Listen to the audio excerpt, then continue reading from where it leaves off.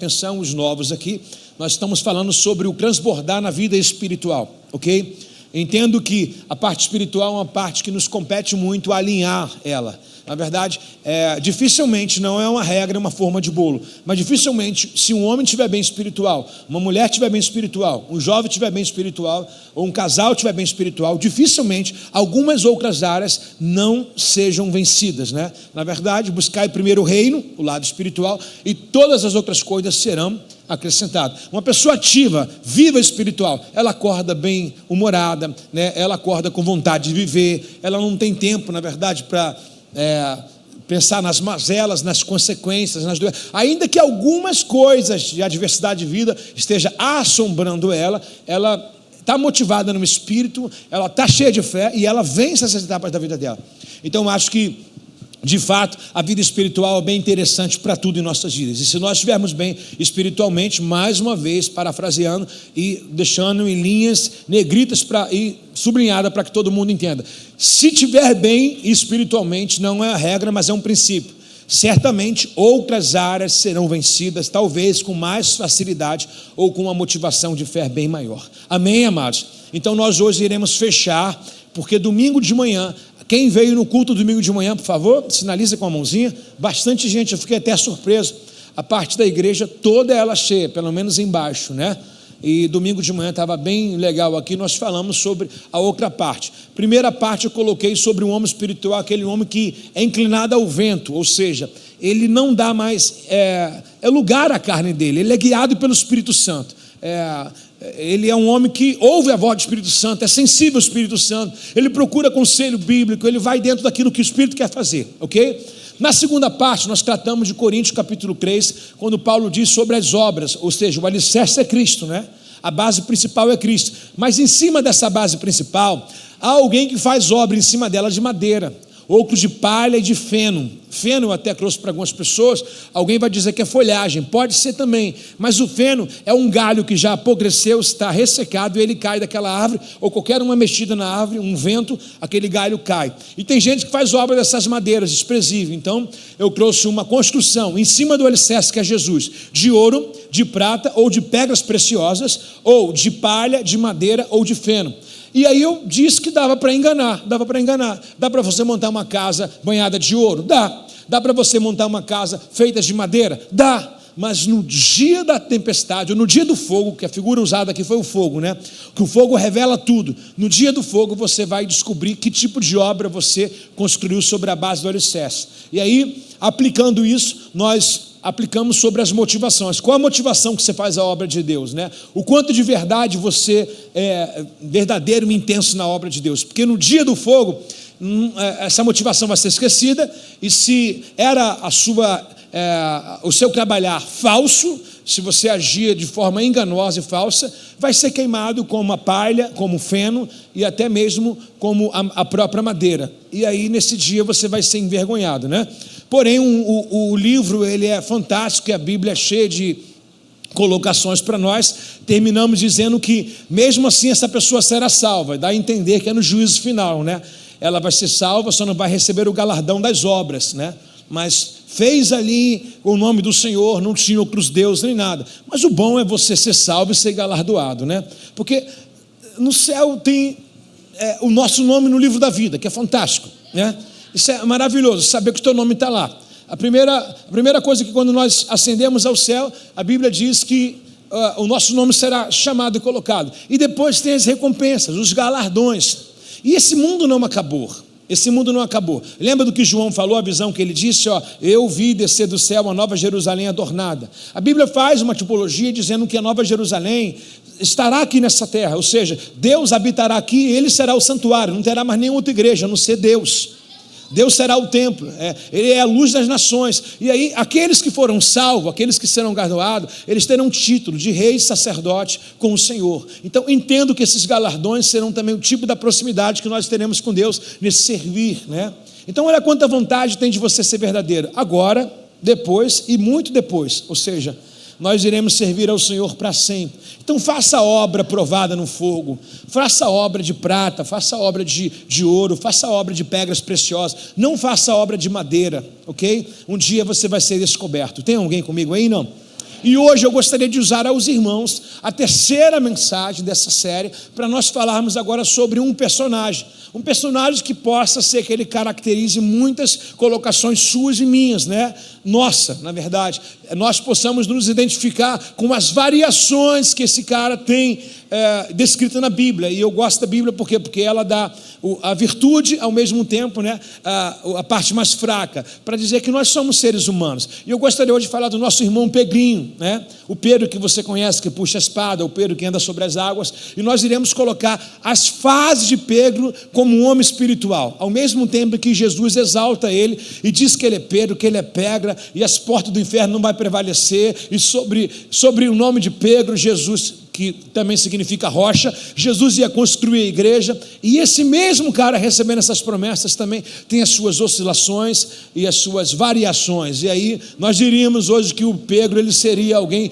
bipolar, né? Você fala, nossa, o cara estava firme ontem, hoje já não quer mais ir para a igreja, né? Nossa, o cara falou que iria liderar hoje, já quer entregar tudo agora. São as bipolaridades que muitas pessoas têm parecidas com Pedro. Não quero que você coloque signo nisso não, tá? E nem temperamentos, para que a gente não tenha a característica honrada na primeira ministração, que é um homem movido pelo Espírito Santo. Se nós vai dizer assim, não, eu sou assim variável porque, poxa, eu tenho um pouquinho, sabe, de sanguíneo, eu sou um pouquinho fleumático, tem algumas coisas da minha família, sabe, que ainda não foram resolvidas, então a gente vai colocando traumas familiares e também, na verdade, essas colocações hoje, em que as pessoas encontram de forma talvez patológica, se tornaram um signo das pessoas, né? Tem gente que sabe que o Espírito Santo melhora a vida de todo mundo, mas não se dá o luxo do Espírito Santo melhorar, e ele fica dizendo, eu sou sanguíneo a vida inteira, eu sou colérico a vida inteira. Se tornou um signo. Se você perguntar que tipo de pessoa que ela é, vai dizer assim, não, eu sou colérica. Ela não vai dizer que é de Jesus, ela vai dizer que ela é aquilo que ela sente, e você não anda pelo que você sente, você anda pelas declarações que a Bíblia tem sobre a sua vida. Sim ou não? Existe isso? Existe. Mas o homem espiritual precisa ser maior do que essas coisas, irmãos. Sim ou não, pessoal? Senão toda hora que der crise você vai embora. Toda hora que der ruim, sua esposa falou que você não gostou, vou meter o pé. O seu marido, não, vou sair de casa. Vou largar o emprego, vou largar tudo. Não, você não pode andar por sentimento. Você tem que andar de forma racional. A Bíblia manda nós apresentarmos um culto a Deus racional. Está comigo aí, não? Devia estar com quem? Também, né? Então vamos lá, por favor. Nós iremos iniciar em Mateus 14, verso 22. Mateus 14, verso 22. Posso ler, gente? Mateus 14, verso 22. Quem está vivo?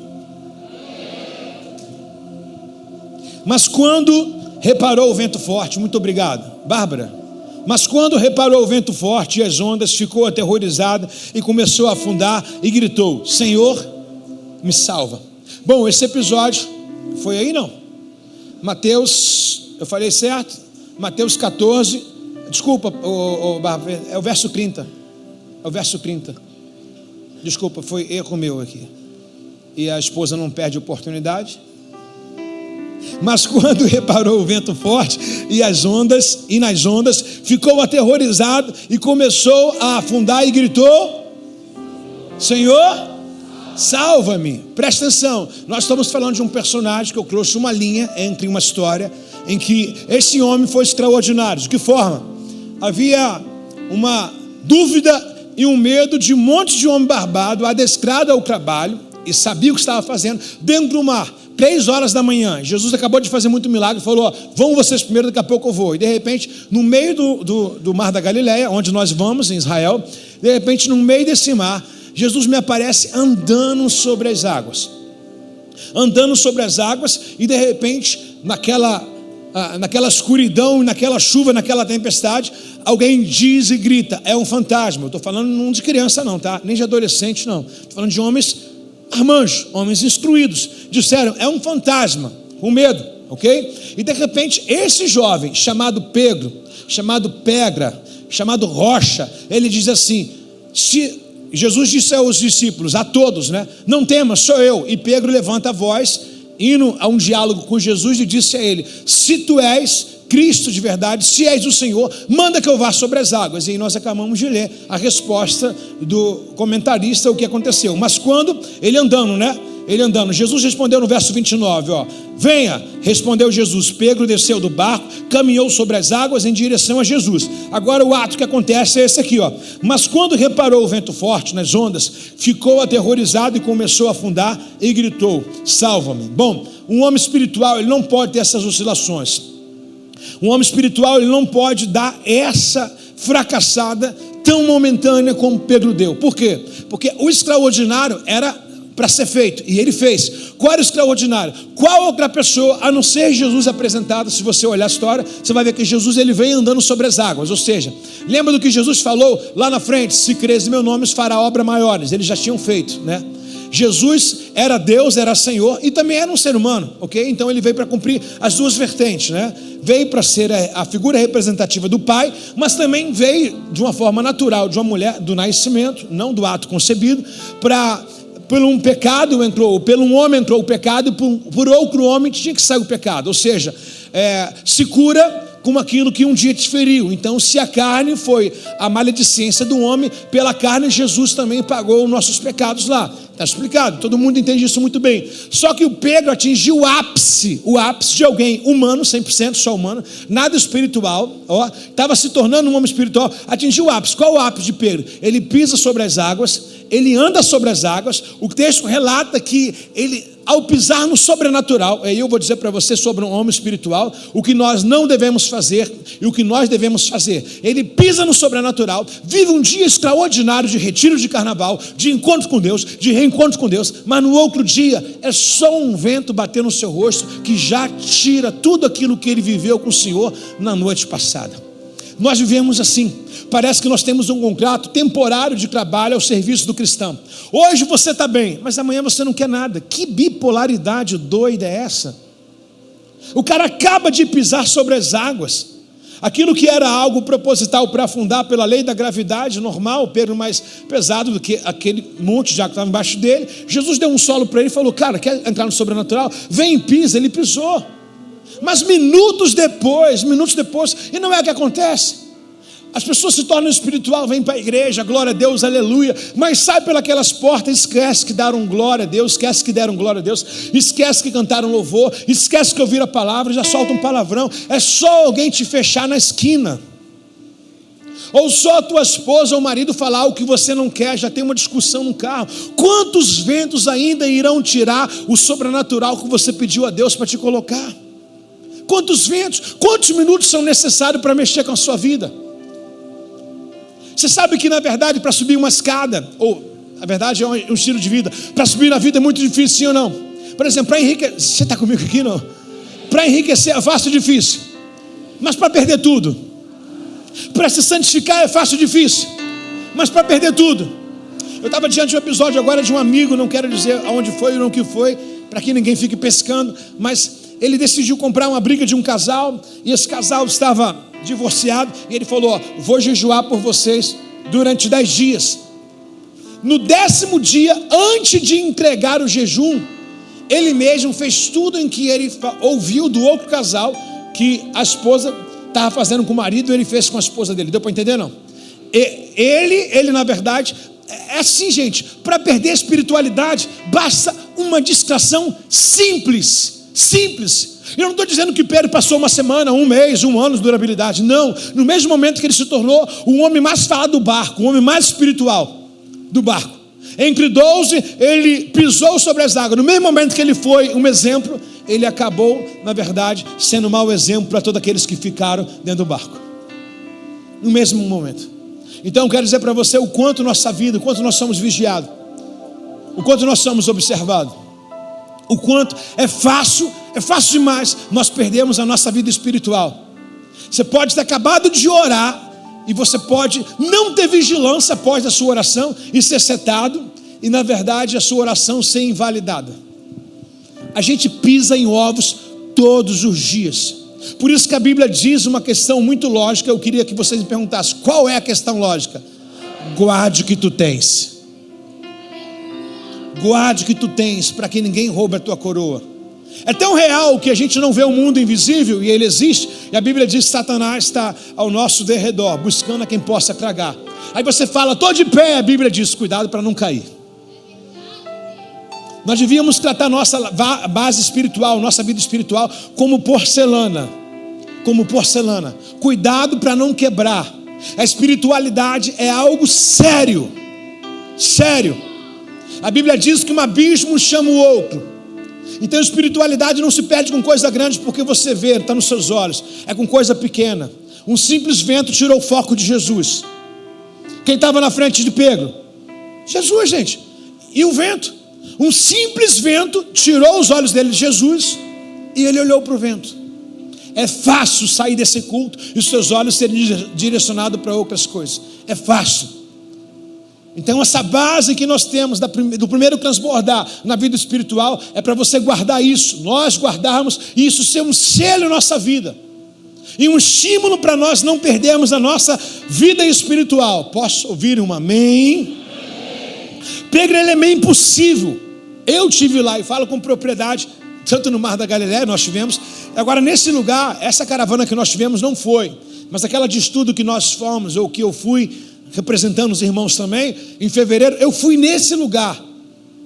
Fiquei feliz demais em conhecer ainda mais a história. Dá uma olhada para mim, Mateus capítulo 16, verso de número 13. Quando Jesus chegou à região de Cesareia de Filipe, repete comigo, Cesareia de Filipe,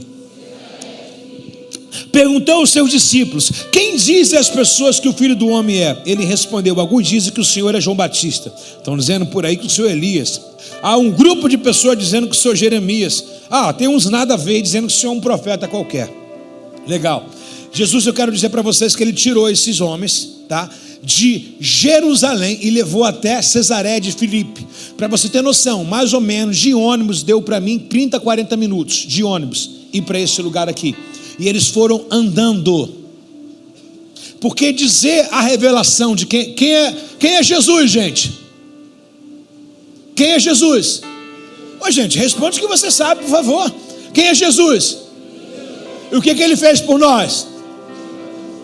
Todo mundo sabe, aqui o ambiente é propício para isso. Até você querendo errar não vai, porque alguém vai falar e você vai, é mesmo, né? Mas agora, colocar você num ambiente promíscuo de um trabalho onde só tem pecador, colocar você de volta para a tua família, onde você vai parar de ouvir louvor, eles estão ouvindo pagode, colocar você num ambiente de confusão, foi o que Jesus falou, porque ter revelação aqui, meu irmão, qualquer um ajuda. Agora o que Jesus faz? Ele pega na mão dos 12 discípulos, levam ele aonde? Cesareia de Filipe. E lá nesse lugar, ou seja, Jesus ainda não havia morrido, não havia sido Senhor. Era para nós que estamos lendo hoje, né? E para aqueles que criam, tipo os magos também que vieram visitar. Mas ele agora pega a mão dos discípulos e leva em Cesareia de Filipe. Pastor, mas o que tem em Cesareia de Filipe? Vou te explicar. Nesse mesmo momento que ele pergunta sobre quem estão dizendo quem ele é, e pergunta para 12, mais uma vez, para quantos irmãos? Para os 12. Quem vocês dizem que eu sou? Quem vai tomar o primeiro passo impulsivo? O sanguíneo na veia, ou talvez, sei lá, pode dizer sanguíneo, altivo, TDAH. O Pedro, se ele fizesse um exame hoje de TDAH, apontava ou não apontava? De ansiedade, batia lá em cima a faixa dele, batia não? Batia lá em cima. Deixa eu ver, o Pedro ia no psicólogo. Doutor, eu queria saber se eu sou... Precisa saber. Imagina me Pedro no consultório, assim, ó, batendo a perna assim, igual o paizão bate, fazendo uma porção de coisa. Pedro é terrível. Mas vejam bem, e vocês? Perguntou a ele, quem vocês dizem que eu sou? Jesus perguntou aos 12. Simão Pedro respondeu, mais uma vez ele, o Senhor é o Cristo, Filho do Deus vivo. Quero que você participe agora dessa leitura, porque isso aqui vai fazer uma separação muito grande do seu entendimento agora. O Senhor é o Cristo, Filho do Deus vivo. Só que na boca dos outros discípulos estavam o quê? O que estavam me dizendo. Mas Pedro estava diante do quê? Daquilo que ele estava vendo. E olha o que Jesus vai fazer, a afirmação que ele vai dizer. Simão Pedro, Jesus diz, grande privilégio você teve, Simão Pedro, filho de João. Foi meu Pai no céu que lhe revelou isso, pois nem um ser humano sabia por si próprio. O que Jesus está dizendo para Pedro? Essa revelação não veio de uma faculdade, essa revelação não veio de uma amizade, foi o Pai que tocou em você antes para dizer quem eu sou. Até porque ele falou que ele era Jesus, o Cristo. A palavra Jesus era um nome comum como José, como Maria, mas o Cristo significa Jesus, o que haveria de ser crucificado. E eu vou te dizer literalmente que era o Pai que revelou isso a ele, porque posterior a esse assunto, Jesus vai dizer para ele assim: ó, eu vou ter que ser entregue nas mãos dos homens maus e vou morrer. E Pedro, nesse momento da carne, não é mais Deus, ele diz: eu não vou deixar o senhor ir, não. Como que alguém que recebeu uma revelação de Deus para dizer quem ele era, depois entra na carne e agora perdeu o senso da revelação toda? Agora, falando sobre Cesareia de Filipe, olha o que Jesus vai dizer para ele nesse mesmo lugar: você é Simão, um grande privilégio você teve, porque foi meu pai que te revelou essa coisa. Um homem carnal, um homem comum não tinha essa revelação. Interessante demais agora, olha só. Agora lhe digo, você és quem? Pedro, e sobre essa pedra edificarei a minha igreja. As forças do monte, ou da morte, desculpa, não conquistarão. E outras coisas, eu lhe darei as chaves do reino do céu. E tudo que você ligar na terra será ligado no céu. E tudo que você desligar na terra também será desligado no céu. Posso ouvir um glória a Deus?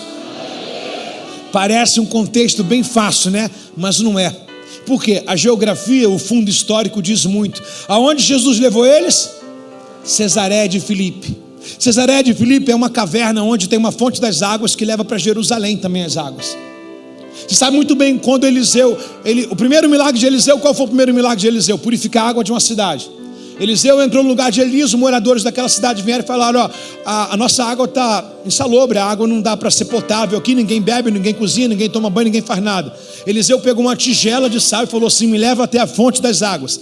Então, se a fonte é boa, a água é pura. E dentro daquele lugar onde Jesus levou os discípulos, era a fonte de água que jorrava para as demais cidades.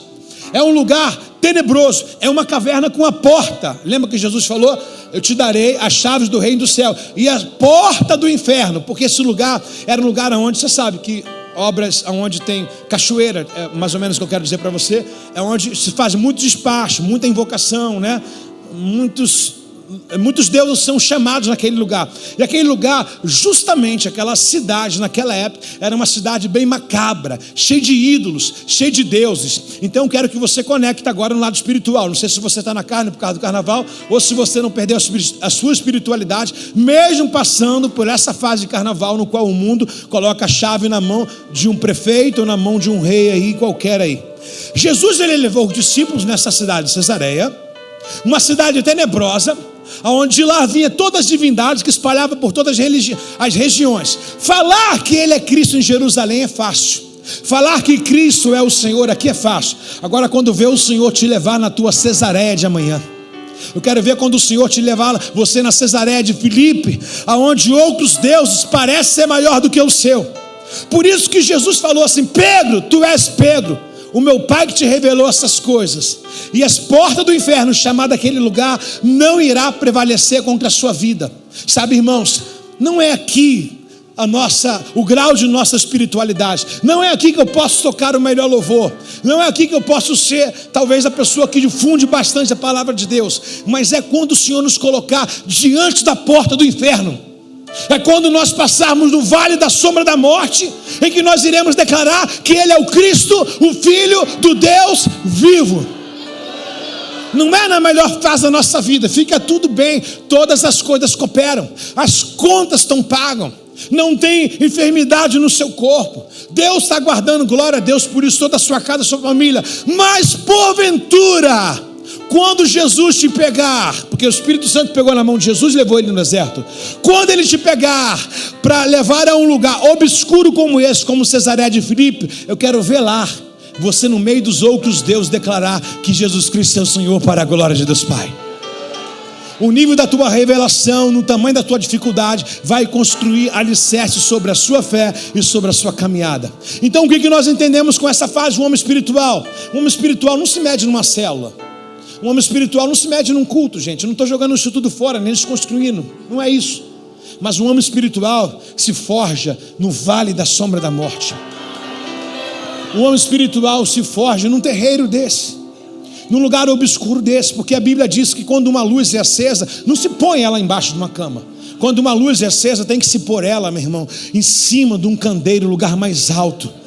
E nós somos chamados para ser a luz dos homens. Se você não clamar, as pedras irão falar em seu lugar. A igreja hoje vai se levantar. Quando eu digo se levantar, é entender que já está de pé. Mas Deus vai começar a acender. Você vai ver o cenário que vai ser montado aqui para frente. Deus está usando um ali para falar, outro lá para falar. Tem alguém ali com fogo maior, outro com fogo menor. Você vai ver quando Deus juntar essas brasas, as portas do inferno não irá prevalecer contra a igreja do Senhor. Eu quero te perguntar, qual a revelação que você carrega? É só aqui no ambiente de culto, fica calado. Agora acessa a revelação, é dessa porta para fora, esbraveje o seu glória a Deus aí, meu irmão.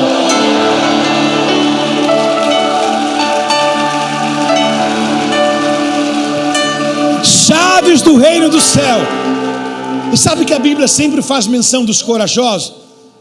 Deus viu o potencial que Gideão tinha quando ele mesmo não se enxergava. O próprio Deus viu em Davi aquilo que ele não se enxergava. O próprio Deus também viu em José aquilo que ele nem achava que ele merecia. Eu digo algo para você: não despreze o dia das coisas pequenas. Deus fará delas coisas grandes. Só que hoje o evangelho é de quem? Dos loucão, irmão. Os que falam mesmo. O fulano fala o que está no... Fala mesmo. Porque foi desse jeito que alguém recebeu a chave da autoridade. Foi desse jeito. A gente está nesse sistema de hoje de respeitar todas as religiões. Você não é obrigado a ficar falando mal de outra religião, não. Mas também Deus não é obrigado a ficar vendo você com boca calada toda hora. Se diz que é dele, a boca fala o que está cheio o coração, irmãos. Se diz que é do Senhor, tem que declarar em Cesareia de Filipe. Quem é ele? Ele é o Cristo, o Filho do Deus vivo. Se um pecador não se arrepender dos seus pecados, vai sim para o inferno, irmãos. Homossexual, se não se arrepender, vai sim para o inferno. É tempo de nós falarmos o que Deus quer falar sobre a terra. Não se endireita caminho, meu irmão, passando um pano quente. Se endireita caminho de forma esquisita, com pele de animal, comendo animal silvestre, ou mel silvestre, comendo gafanhoto. Se você quer preparar o caminho, comece a ser esquisito. Deus mandou um profeta ficar andando descalço, para chamar a atenção. Ao outro texto faz um romantismo, dizendo que ele ficou quase seminu. Algumas traduções dizem que ele começou a andar nu. É loucura. Quer viver essa loucura ou quer ser uma pessoa? Não, não quero isso tudo não. Eu não quero viver isso tudo não, eu só quero ser salvo. Então pule para a fileira de classe. Abre espaço para que alguém que queira o fundo venha mais para cá. Está na hora dos esquisitos aparecerem. Está na hora. E são eles. Então não julguem ninguém, irmãos. Não julguem ninguém. Deus vai levantar pessoas, meu irmão, com o espírito de Elias, que enfrente Acabe, que enfrente Jezabel. Deus vai levantar libertadores como Moisés, inapropriado, como uma gagueira. Mas quando está de frente de Faraó, tem vara, tem cajado, tem presença. Senhor, eu vou falar em qual nome? Diga que o eu sou, já basta. Então tem pessoas que ainda são inapropriadas, talvez para um e para outro, e não sabem nem falar, mas você não vai desprezar a presença que ela carrega. Eu acho que as páginas do Antigo Testamento irão tomar forma agora no Novo Testamento. Os esquisitos, os chorão que falam: Deus, eu não quero fazer, mas Deus fala: vai, faz. Vai se levantar. Porque na verdade o Novo Testamento é uma sombra do Antigo. Então vai ser uma realidade por dias de hoje. Os dias de Elias, os dias de Eliseu, os dias de João Batista e o dia dos filhos de Deus se levantaram. Aonde estão os filhos de Deus aqui? Dá uma salva de palmas ao Senhor se você o pode. Uau, celebre com vontade.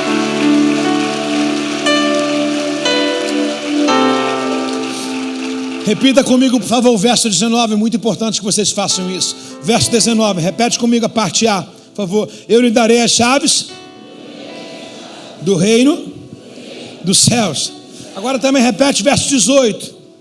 Você é pedra, e edificarei a minha igreja, Lembra que eu falei do culto anterior, que se constrói algo em cima do que já é posto? Por exemplo, nós não precisamos inventar nada. Não existe o melhor nem o pior esboço. Existe quem está construindo em cima do que já está escrito. Toda a ideia, os pastores são diferentes, os supervisores diferentes, líderes diferentes, igrejas são diferentes, mas ninguém, Deus respeita o jeito, mas ninguém pode anular a pedra fundamental que é Cristo.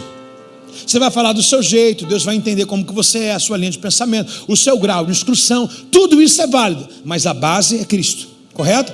Agora, a base aqui, Jesus está dizendo assim: você é o apóstolo, você é o Pedro, e vou edificar a minha igreja sobre o seu apostolado. Grava isso, preste atenção. Esse mesmo cara agora, não pulei nem de capítulo, eu estou após Jesus falar assim, ó, eu entendo como líder também, como pai, tá? Como marido, Jesus falou assim: pronto, tem uma revelação, pelo menos tem alguém que carrega uma revelação, então consigo aumentar o nível.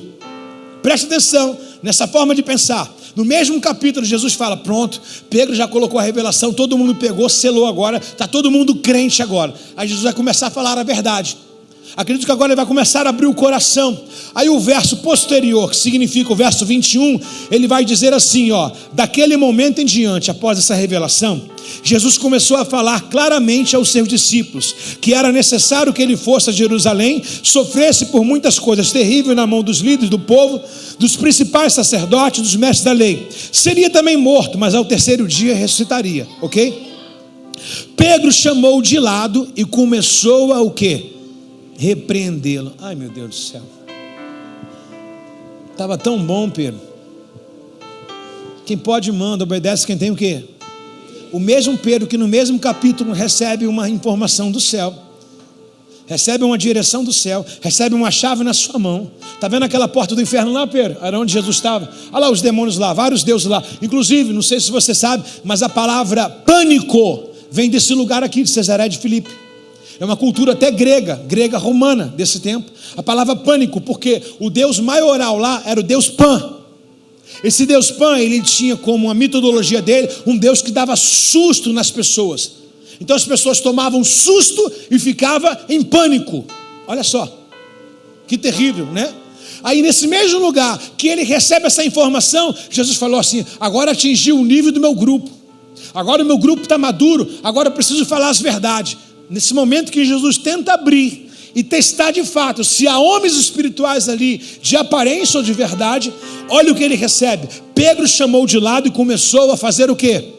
O que você entende como repreendê-lo?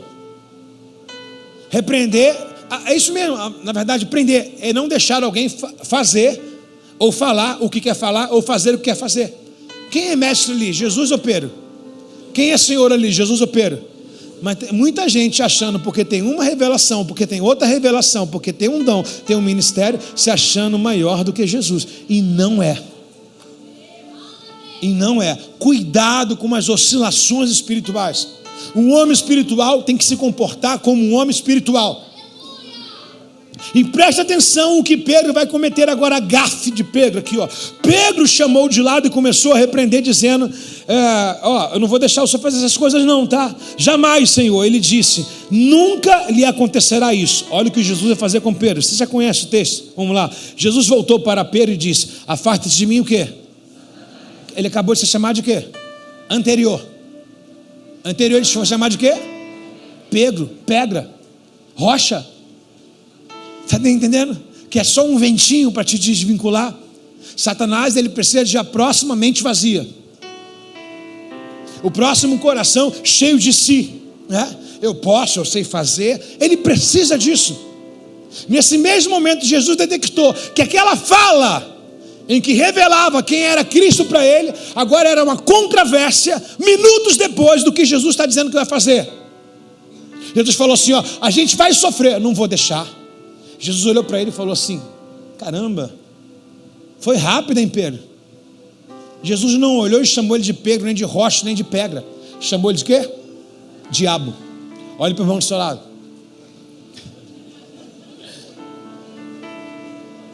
O que você chamaria ele agora? Diabo ou abençoado? Se você vê ele Pedro espiritual como pedra, ok. Mas se você vê ele com essas síndromes aí, meu irmão, de impedir que a obra rompa e ande, é o Satanás. Posso concluir aqui com vocês? Jesus chamou de lado e disse assim: afasta-se de mim. Gente, isso aqui é um escândalo. Afasta-se de mim, Satanás. Você é uma pedra de... A mesma pedra que edifica pode te atrapalhar. O mesmo irmão que foi bênção ontem pode ser uma pedra de tropeço hoje. Quem está de pé, vigie para que não. Por favor, dá um chacoalhão no irmão do seu lado. Fala, cuidado. Não é porque você acertou ontem que vai dar certo hoje.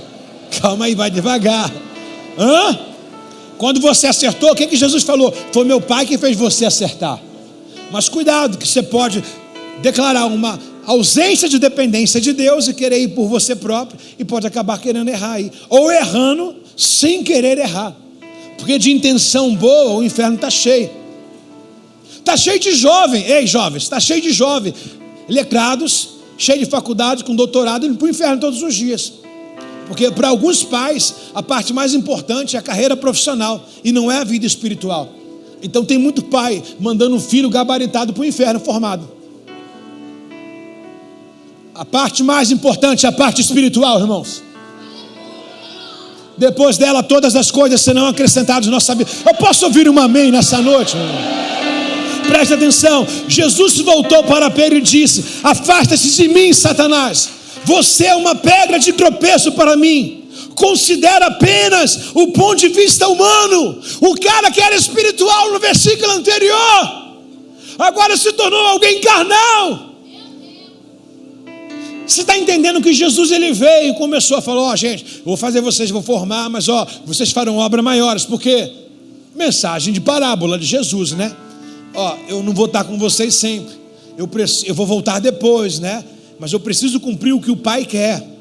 Então no momento que Jesus fala sobre entrega, sobre renúncia, não é que você vai forjar um discípulo dizendo que você vai morrer, mas é quando você forja um cristão dizendo assim: nem tudo é sorriso servir a Jesus, nem sempre essa alegria toda. Tem dia que a gente vai se alegrar, irmão, mas tem dia que só o Senhor para segurar nessa mão. É aí que nós formamos um discípulo, quando nós pregamos a verdade. Não é com uma tabueta, numa placa de uma igreja dizendo: pare de sofrer, não. Jesus está dizendo assim: quer me seguir? Negue-se a si mesmo, toma a sua cruz e me siga. Afinal de contas, no mundo tereis o quê? Mais o quê? Bom ânimo. Tudo passa. Até a uva passa. Tudo passageiro. Vai passar. Empurra esse irmão do seu lado. Vou te empurrar. Fala para ele: vou te empurrar. Só para você saber que eu te empurrando você se move. E uma hora o Senhor vai mover essa leve. Repete. Essa leve, momentânea tribulação. Tudo vai passar.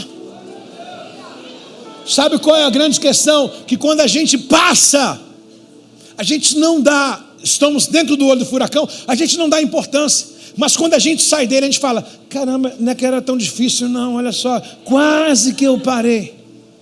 Ou você acha que quando Davi derrubou o Golias, ele falou: caramba, derrubei o Golias, gente, o que está acontecendo? Quando ele olhou, ele falou: gente, era mais fácil do que eu pensava.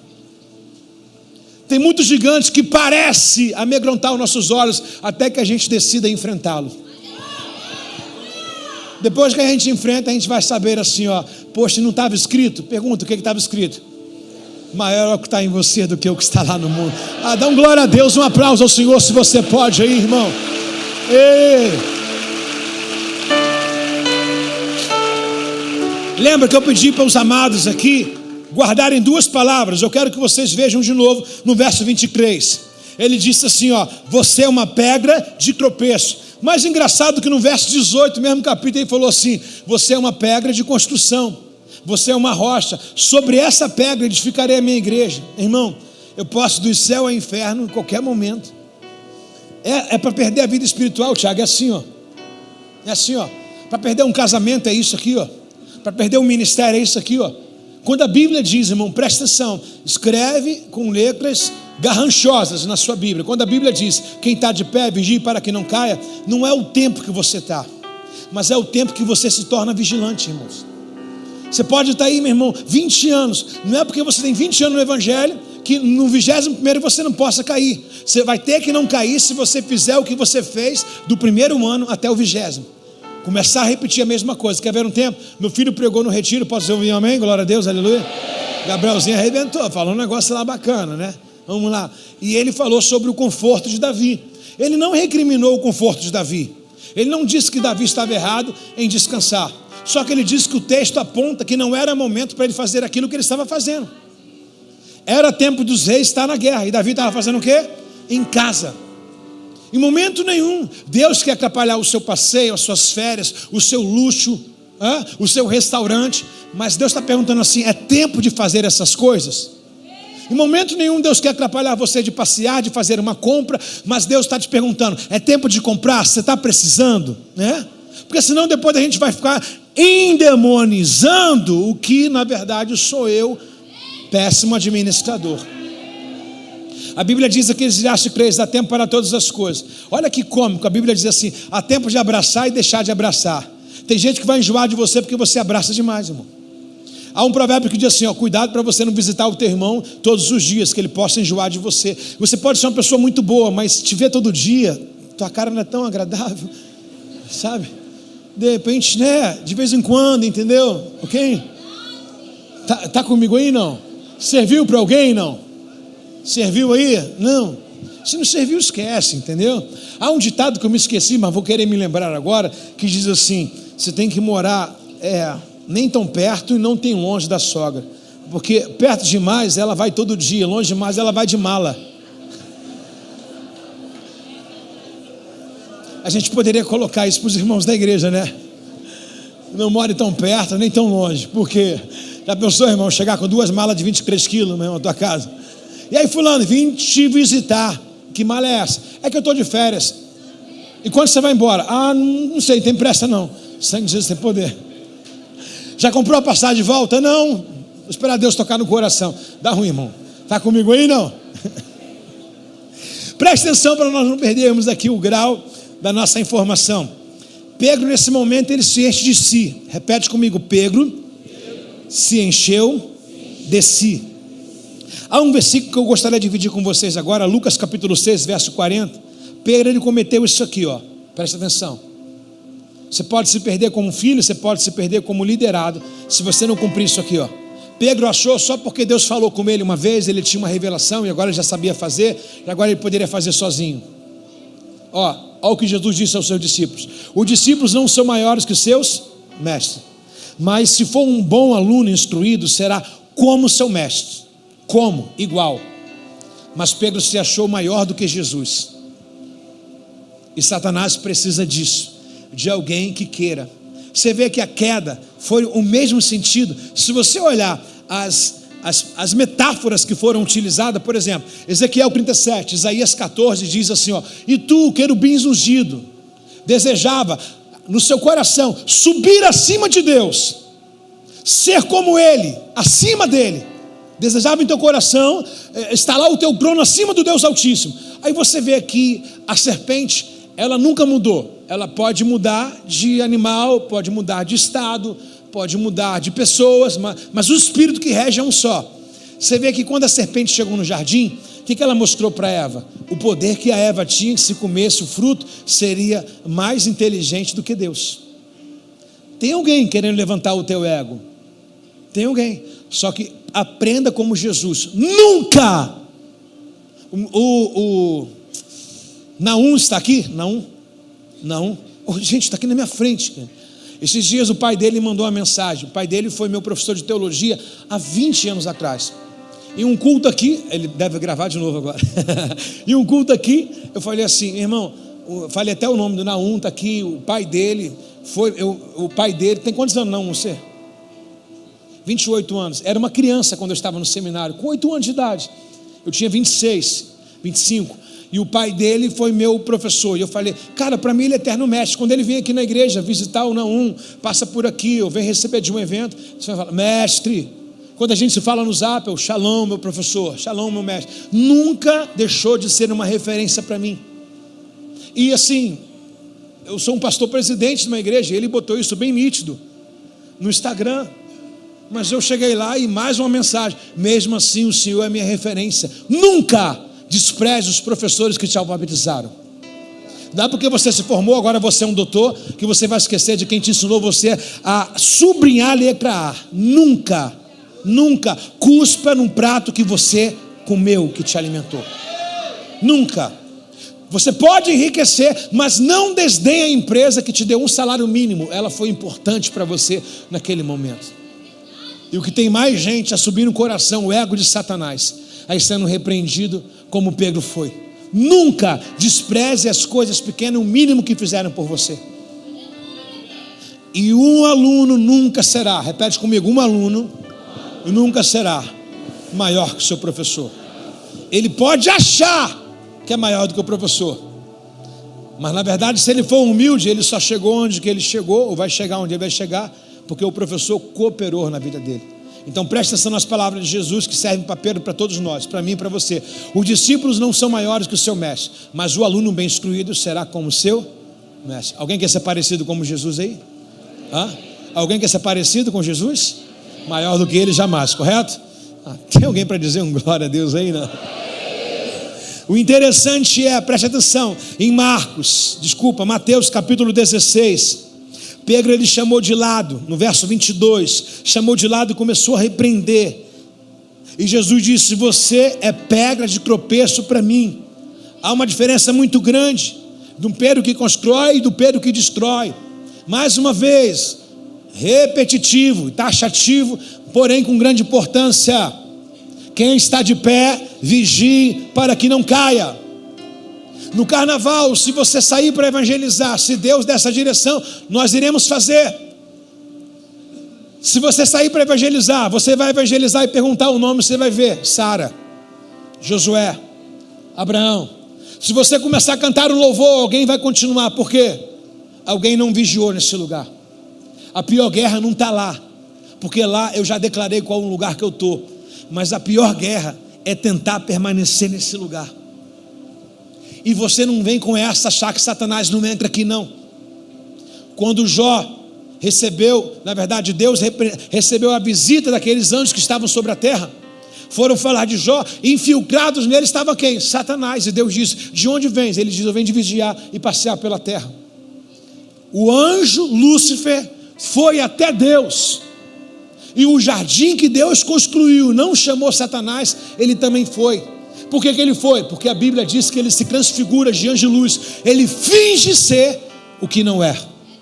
Por isso que nós precisamos pedir um batismo não de línguas, mas de discernimento. Satanás pode estar na tua célula, Satanás está na igreja, irmão. Não deis lugar ao quê?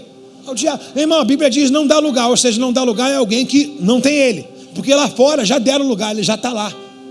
Agora a grande guerra é o seguinte, é aqui dentro que é o nosso ringue, irmão, aqui dentro que é a nossa fornalha de fogo, é nesse lugar que a gente não pode vacilar. Posso ouvir um glória a Deus? Senão você vai de um versículo a outro, de um culto a outro mudar, aí vai culpar, e quando não é você mesmo, movido pelo teu sentimento, você vai dizer: porque o fulano virou a cara para mim. Meu irmão, para com essas infantilidades. A esse tempo, o teu patrão te trata com maior rigor, você não abandona o trabalho. O Vasco vive perdendo, você não deixa de ser Vasco. Até o Coutinho deixou e você não deixa, né? Mas agora na igreja, vou sair porque vai sair porque você é infantil, porque você é criança ainda. Vai sair porque Satanás tomou o teu coração. Que mané é sair, rapaz? Seja maduro. Identidade. Como é que de lugares as pessoas não te tiram, mas da igreja conseguem te tirar? Já queria sair, né? Tá arrumando um pretexto, né? Se alguém me der um empurrão, eu já vou. Já queria mesmo. Pelo menos vai de vontade própria, irmão. Não bota a culpa em ninguém, não.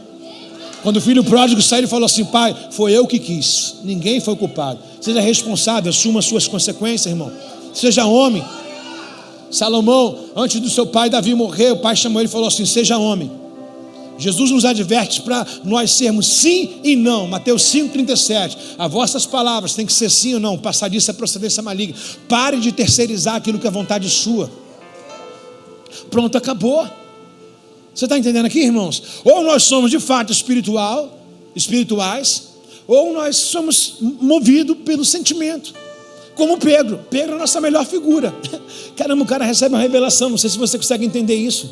Ou talvez foi porque eu fui lá, está muito aceso aqui. O lugar que é obscuro.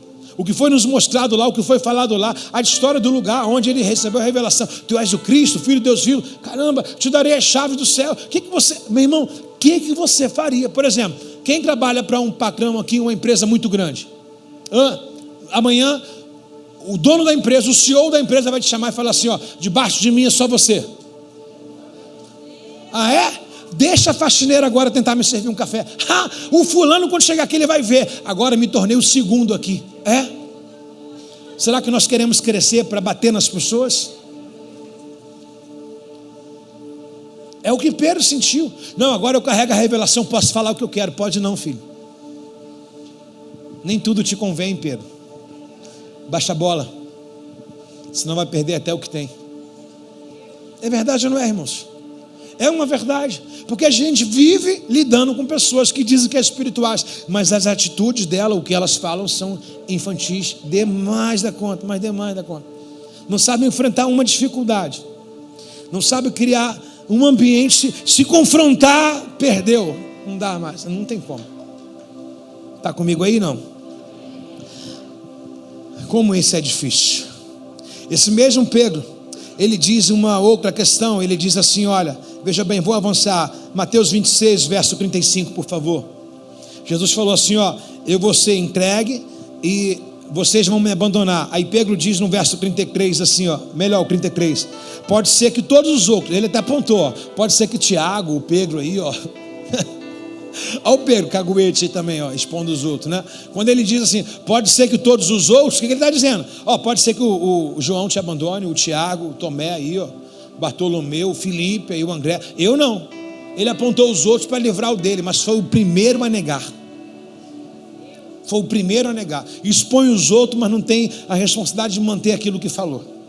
Aí ele diz assim, ó, pode ser que outros te abandonem, mas eu não vou te abandonar. Aí no verso 35, Pedro no entanto insistiu, mesmo que eu tenha que morrer ao teu lado, repete comigo, mesmo, gente, já estou terminando de verdade, mesmo que eu tenha que morrer ao seu lado, jamais te negarei.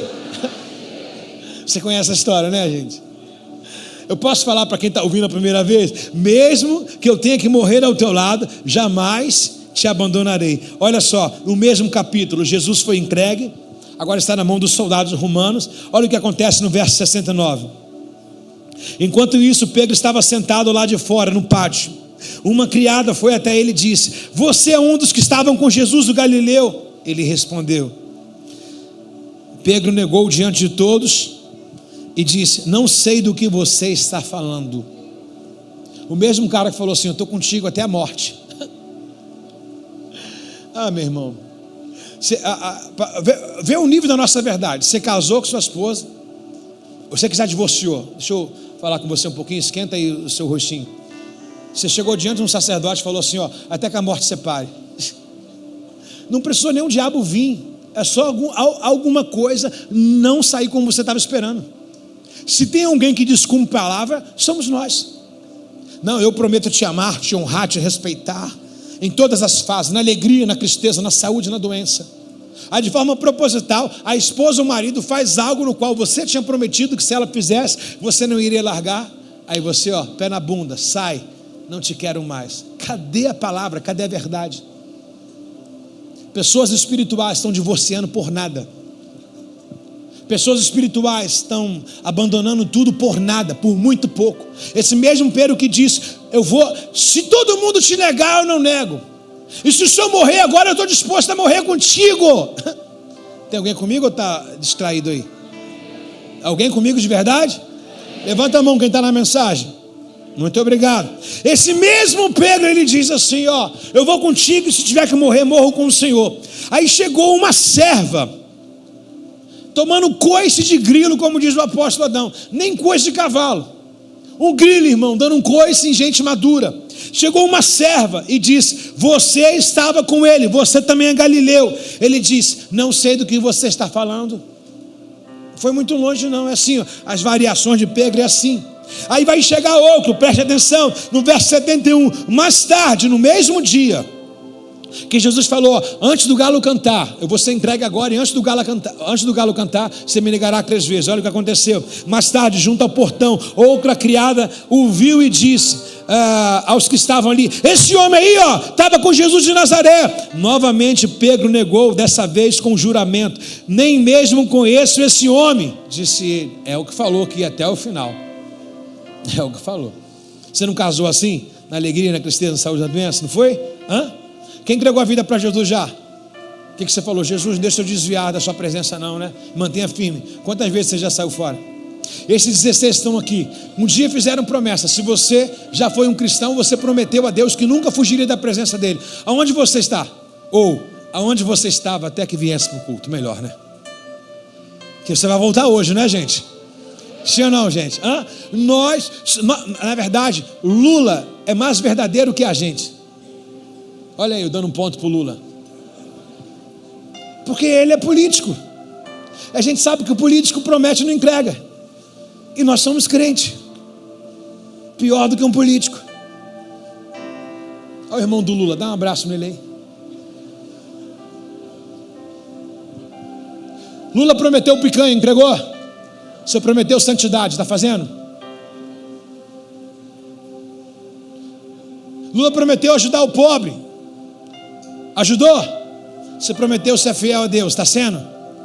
Político crente, primo do Lula, irmão do Lula, político, faz parte da campanha, prometer e não entregar. Agora um cristão, que diz que é nova criatura, que foi comprado pelo sangue de Jesus, que tem entendimento entre o bem e o mal, que tem um nome posto no livro da vida, não, meu irmão, entrega tudo que você falou.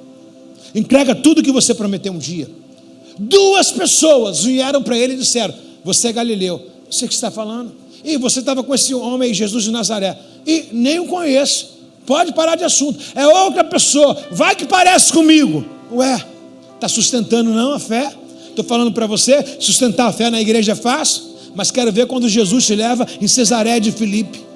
Se lá você vai sustentar ou vai negar? Está comigo aí não?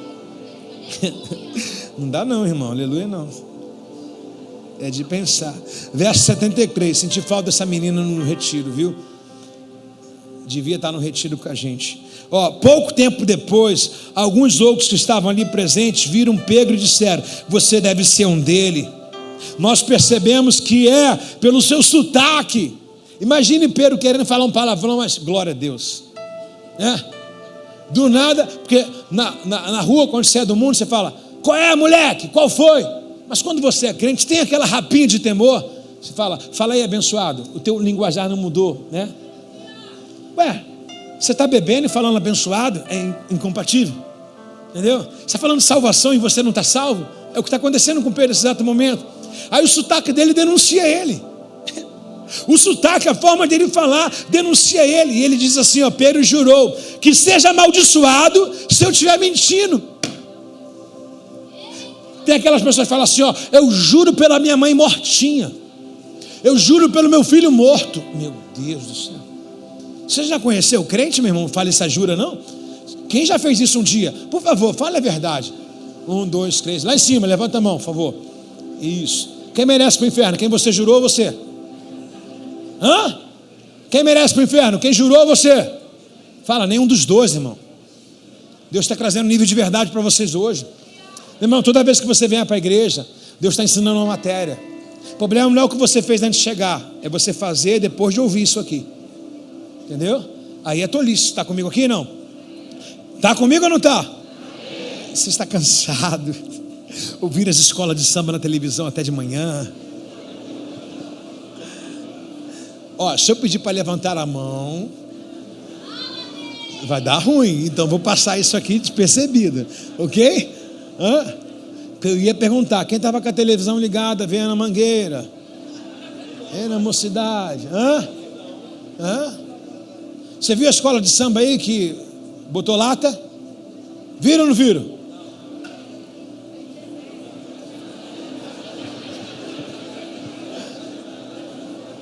Olha os crentes, pastor, é que me disseram. Eu não. Eu fui lá na página do Globo.com, falei, eu vou pregar na quarta-feira, tem que saber o que aconteceu. Eu fui lá e fucei. Fui no inferno. Falei, Deus me deu autoridade aqui. Ainda fui ver quem foi campeão. Porque eu vi que a história daquela escola lá que representou o homem de 9 dedos foi rebaixada. Ai daquele que tocar no ungido do Senhor. Não sei se você lembra, antes da pandemia teve uma escola de samba que veio arrastando Jesus, Satanás humilhando. O que veio pra gente? Pandemia. Eu falei antes, né? Pandemia. Deus tem juízo. Gálatas capítulo 6 diz: de Deus não se zomba, Deus não se deixa escarnecer. É uma verdade, gente. Deus não está morto, Ele está vivo. A Bíblia diz que os olhos do Senhor estão sobre toda a terra, contemplando os bons e os maus. E o dia do juízo de Deus está chegando sobre a terra. Dá um glória a Deus, uma salva de palmas ao Senhor.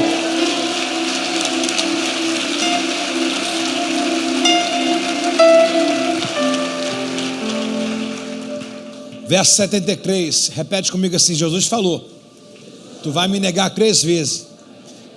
Depois, antes do galo cantar. Olha o que aconteceu, verso 73. Pouco depois, alguns minutos, obrigado Alessio, alguns outros presentes ali viram a Pedro e disseram: você deve ser um deles, percebemos seu próprio sotaque. E você sabe, né? Ele disse que amaldiçoado seja se eu estiver mentindo, não conheço esse homem. Imediatamente, o que o galo fez? Irmão, se Deus falar assim, o galo vai cantar, o gato vai cantar, a vaca vai latir, se Deus falou, vai acontecer. Deus disse, ó, o galo vai cantar. A condição do galo era um tempo ali do relógio também da guarda romana sendo trocado. É uma condição lógica que Jesus disse, ó, antes da guarda ser trocada, você vai ver que você vai me negar aqui, ó. Ou seja, não ficará nada aquilo que o Senhor diz descoberto, irmão. Tudo há de ser cumprido. E preste atenção no que aconteceu depois. Então Pedro se lembrou no verso 75 das palavras de Jesus: antes que o galo cante, você me negará 3 vezes. Saiu dali chorando o quê? Amargamente. Teve alguém que antes de Pedro suicidou. Quem foi? Judas. Ele traiu, antes de Jesus ser morto, crucificado, ele foi lá, suicidou, tirou a própria vida. Aí Pedro chorou de forma amarga. Ele se arrependeu literalmente, há um arrependimento aqui, chorou e falou: caramba, eu fiz. Quem nunca negou, quem nunca mentiu? Irmão, quem nunca mentiu aqui, levanta a mão. Quem já mentiu? Quem já roubou alguma coisa? Quem já roubou alguma coisa, irmão? Eu? Quem já fez mal? Quem se arrependeu do que fez? Se fosse santo já tinha recolhido, já subido há muito tempo. Sabe por que a gente está aqui? Porque a gente não presta, irmão. Esse dia eu fui em um funeral que eu falei uma palavra de um devocional que eu fiz. Deus também leva pessoas boas, mas para poupá-las desse mundo cruel e tenebroso. A gente que está aqui penando, irmão, tem que lutar todos os dias, vencendo gigante todos os dias, vencendo a carne todos os dias, irmão. É uma luta constante. Só que Pedro chorou amargamente. Só que no Evangelho de João, vou comentar para a gente caminhar, Evangelho de João capítulo 21, Jesus aparece pela 3ª vez. Pela 3ª vez que ele aparece, ele vai no mar, aonde Pedro está pescando. Aí você conhece a história, que ele pega lá e pega 153 peixes, Jesus tem brasa e pão aqui, e quando eles chegam para fazer a refeição, Jesus oferece uma refeição para ele, e Jesus disse a Pedro: Pedro, você me ama? Claro, que é um reconhecimento de João. No momento que João fala, que Jesus fala com eles, João diz assim: é o mestre. Pedro, parece que ele estava nu, se lançou sobre as águas. E aí o texto diz que eles vieram ter com ele, ficaram calados, sabia que era o mestre. Aí nessa Jesus começa a conversar com eles, né? Aí nessa que Jesus, na verdade, se revelou a eles, Jesus pergunta para Pedro: você me ama? Pedro disse: eu te amo. O que Jesus mandou ele fazer? Aquilo que Pedro correu. A resposta não era: eu vou ir ficar em Jerusalém, não era? Para eles permanecerem unidos. Ele fugiu. Quantos Pedros fugiam a gente tem nos dias de hoje, irmão? Porque não suportaram o dia da crise, o dia da dor. Por 3 vezes Jesus pergunta a ele: você me ama? Você me ama? Você me ama? Por que 3 vezes? Porque 3 vezes ele negou. E aonde abundou o pecado, superabundou a graça. Por 3 vezes o Senhor pergunta: você me ama? Só para corrigir o que você falou para aquela criada lá: te amo, Senhor, então apacenta minhas ovelhas. Pedro, você me ama? Só para corrigir aquilo que você falou que nem conhecia. Pedro, você me ama? Só para corrigir aquela maldição que você lançou com a sua própria boca, dizendo que amaldiçoado seja você. Agora volta, Pedro, apacenta minhas ovelhas. Na 3ª vez Jesus diz para ele assim: você me ama? Ele diz: tu sabes, Senhor, de todas as coisas. Tem hora, meu irmão, que chega esse negócio de falar eu te amo, eu quero ver a prática.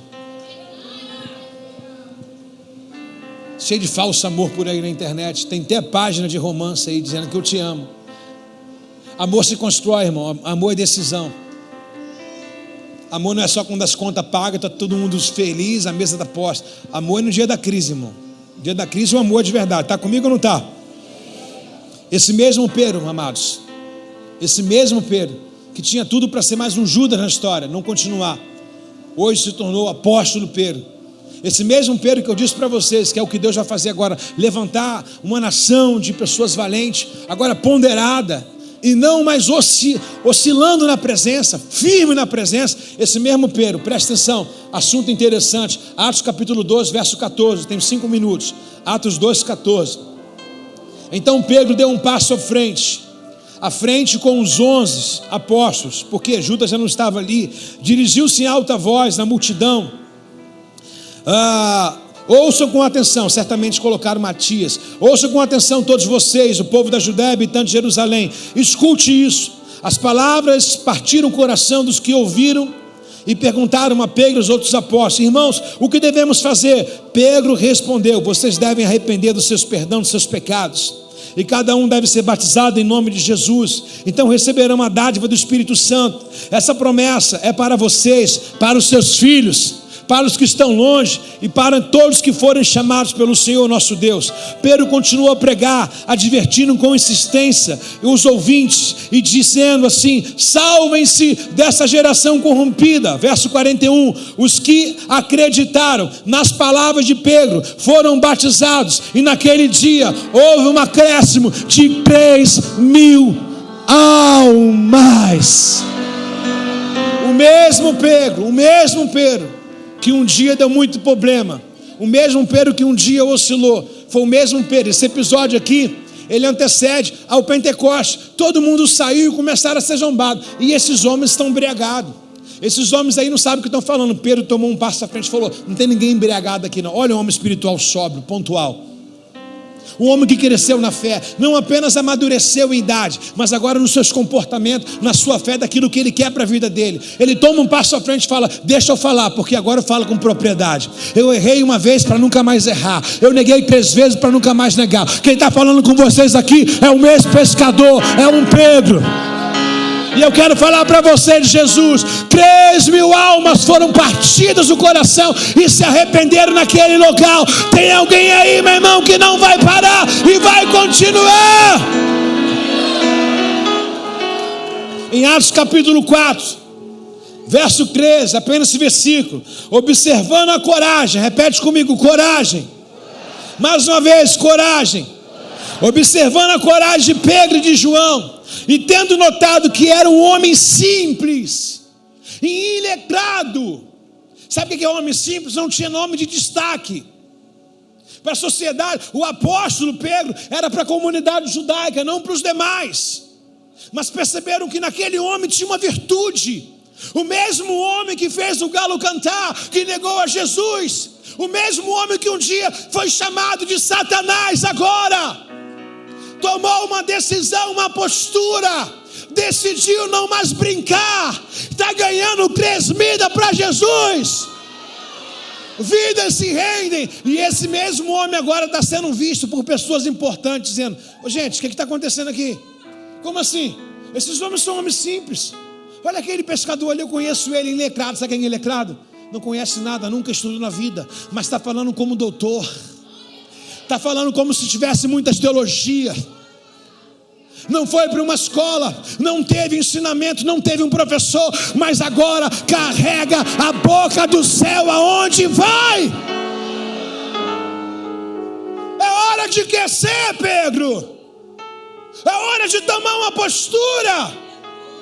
Não foi chamado de PhD, não foi chamado de doutor, foi chamado de homem comum, foi chamado de homem sem estudo, mas cheio de coragem. Aonde estão os homens e mulheres espirituais? Ainda continuou em Atos 2, continuou. Todo mundo preocupado com o movimento, língua para cá, língua para lá, Pentecoste acontecendo. Os 11 estavam lá. Pedro, de forma consciente, porque o Espírito é sujeito ao profeta, Pedro dá um passo à frente e fala: eu quero falar o que está acontecendo aqui. Pedro teve coragem. Eu quero dizer que o homem espiritual é um homem de coragem. O homem espiritual é um homem pontual que não tem medo. O mesmo Pedro que agora negou para não morrer com Jesus, apenas disse que iria, agora está expondo a vida dele a troco de tudo. Agora ele entendeu qual é a razão do evangelho. Jesus acabou de ser crucificado, o Espírito Santo desceu. Poderiam fazer com ele naquele mesmo momento que fizeram com Jesus, mas ele falou: não tem mais vida como é preciosa mais. Eu não tenho mais que guardar a minha vida. Se eu quiser guardar, vou perder, mas se eu perder, eu vou achar. Sabe o que é o evangelho de verdade? Quando você não tem mais medo de nada, quando você é provido de uma coragem, quando as covas dos leões aparecem para você e você entra, porque você sabe que Deus vai estar contigo nessa cova. Os meninos da fornalha, ele não disse para Deus assim: Deus, me livra dessa cova, me livra dessa fornalha. Ô Nabucodonosor, pelo amor de Deus, eu sou da Reobote, apaga esse fogo, você vai se arrepender. Não, o rei Nabucodonosor, ainda que Deus não nos livre dessa fornalha aí, todavia nós iremos entrar aí. Deus por muitas vezes não te livra da fornalha, mas nela Ele te livra. A Bíblia diz: ainda que eu ande no vale da sombra da morte, não temerei, pois tu estás comigo, a tua vara e o teu cajado me consolam. Se passarem pelas águas, não te afogará. Se passares pelo fogo, chama nenhuma arderá em ti. Quem teme a Deus não teme a morte. Que até os adoradores espirituais nessa noite, igreja é chamada de corajosa. Fique de pé os valentes. Dá um glória a Deus no seu lugar. E Pedro, tomado de grande coragem, sendo conhecido como um homem simples, como um homem letrado, currículo não vai adiantar, mas haverá uma diferença notória na sua vida, antes da sua unção e depois da sua unção. Hoje eu oro a Deus para que dê uma unção de coragem nesse lugar. Quem é o primeiro a querer sair daqui hoje corajoso, forte, corajoso, não temendo o inimigo, não temendo o que está passando, não temendo as potestades, não temendo o principado, não temendo o presente nem o porvir. Se algo nessa noite te assombra, se a tua história está se desenhando como uma história de um pânico, cuidado, que o Deus Pan, o Deus pagão Pan, está querendo te assustar. E hoje Deus vai te enrijecer com o Espírito Santo dele. Hoje o Senhor vai te chamar de forte, corajoso. Sabe, Josué ia governar aquela terra. Deus não deu nada para Josué, a não ser uma palavra: Josué, não temas, eu sou contigo. Não te assombres, eu ainda sou o teu Deus, e eu lhe mostro perante a todos quem eu sou. Eu te esforço e eu te ajudo. Sê tão somente forte,